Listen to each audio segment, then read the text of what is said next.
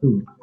Itu sudah dipahami, itu sudah dilakukan, itu sudah disadari oleh semua pihak dengan langkah-langkah yang dilakukan oleh KPU, termasuk Satgas dan segala macamnya. Kenyataannya, hal itu masih terjadi, bahkan ada yang terpapar. Ini problemnya. Kita tidak bicara teori tentang masalah regulasi, tentang masalah PKPU nomor 6, tentang masalah bagaimana pengaturan tentang tahapan-tahapan pilkada sesuai dengan di masa pandemi. Ini kenyataannya terjadi, Pak Komisioner. Sekarang kok justru untuk tahapan pendaftaran semacamnya ketika ada kerumunan di luar bukan kewenangan dari KPU, tapi itu nyata dan perlu untuk dipahami. Ini kewenangan Bawaslu kan, Pak Komisioner? Ya, pertama begini ya, terkait dengan tahapan pendaftaran ini, KPRI kemudian pemerintah melalui Kemendagri, kemudian Komisi 2 dan Bawaslu dan DKPP sudah merespon ya terhadap perkembangan dinamika beberapa kejadian sehingga teridentifikasi beberapa bakal calon ini terpapar, kemudian beberapa orang terpapar. Ini kemudian melakukan evaluasi terkait dengan penerapan protokol kesehatan. Nah, tentu saja kami butuh penegasan berupa payung hukum untuk kemudian menerapkan prinsip-prinsip protokol kesehatan ini tidak hanya kemudian di lokasi acara ya, tetapi juga sejak dan seterusnya, dan ini menjadi kewenangan yang mungkin nantinya disesuaikan dengan tupoksi kelembagaan di masing-masing yang perlu diperkuat. Apakah nantinya dengan ketentuan peraturan baru, apakah kemudian perda, apakah kemudian perpu, apakah undang-undang, apakah PKPU, apakah Perbawaslu, ini butuh penegasan. Jadi tidak hanya sekedar pelaksana penyelenggara pemilkada Jawa Timur, khususnya KPU Jawa Timur masih masih memerlukan sebuah ketegasan, juga memerlukan regulasi yang lebih tegas gitu ya, agar apa yang dikhawatirkan publik dan masyarakat itu tidak terjadi. Ini sebetulnya menjadi wilayah kewenangannya Bawaslu. Gimana Bawaslu melihat masalah ini? Ya, makasih Adinda, bahwa memang terhadap beberapa. Enggak, pertanyaannya kok dibiarkan itu loh, kok dibiarkan dengan Bawaslu, kenapa itu gitu loh? Kalau tadi dibilang bahwa masalah undang-undang, masalah teori kita tinggalkan dulu, yang penting di lapangan. Masalahnya kita berbuat, kita dibentuk untuk menjalankan undang-undang, untuk memastikan aturan itu dilaksanakan apa tidak, baik oleh KPU maupun oleh Bawaslu. Nah, pada permasalahan protokol COVID ini perlu diketahui, perlu dipahami oleh semua pihak.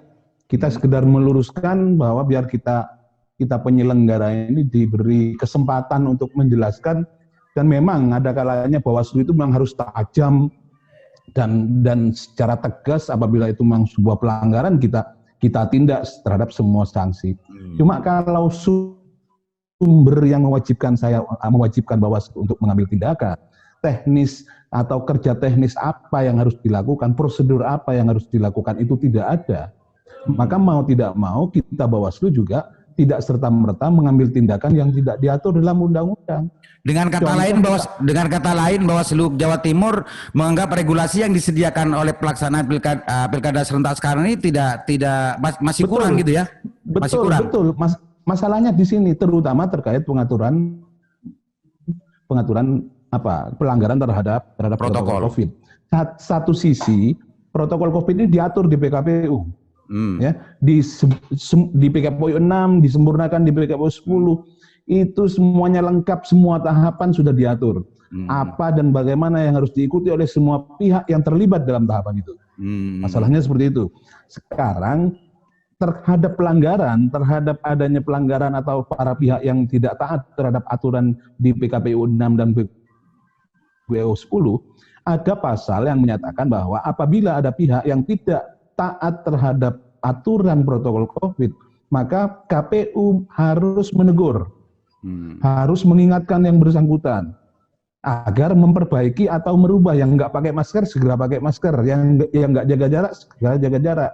Satu, apabila itu sudah dilakukan oleh teman-teman KPU, ayat berikutnya mengatakan, tapi mereka tetap melanggar, nggak mau.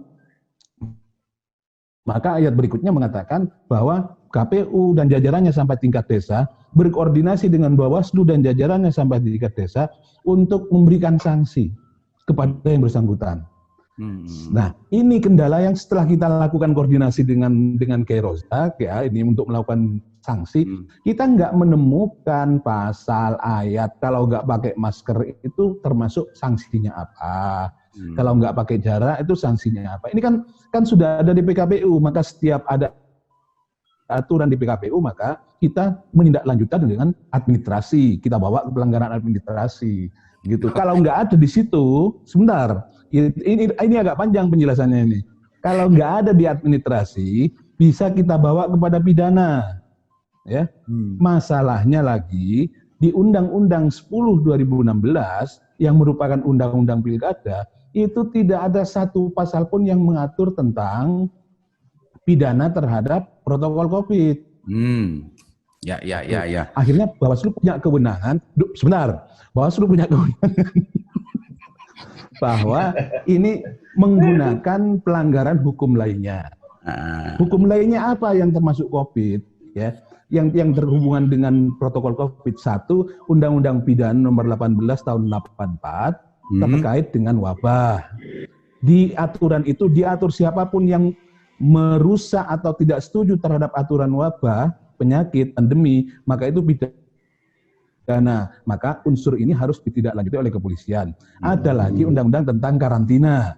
Karantina itu misalnya lockdown, bahwa Bangkalan harus lockdown, nggak boleh keluar masuk. Kan ternyata Bang Aliman masih keluar. Itu pidana. Audio Jungle.